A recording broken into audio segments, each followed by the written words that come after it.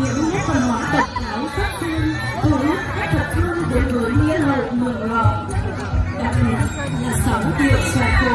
di sản văn hóa phi vật thể của nhân loại được người dân Mường Lò giữ gìn. Không xòe cây mơ không xa bắc, không xòe cây lúa không trổ bông.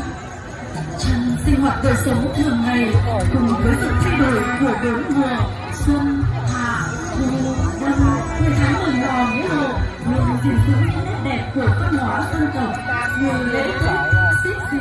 tư bạc, xuyên mường, cúng thành hoàng làng và các hoạt động lễ hội, đặc biệt là lễ cưới hỏi của người Thái Đen, là dịp để mọi người được cùng nhau tay trong tay nối vòng vòng xòe.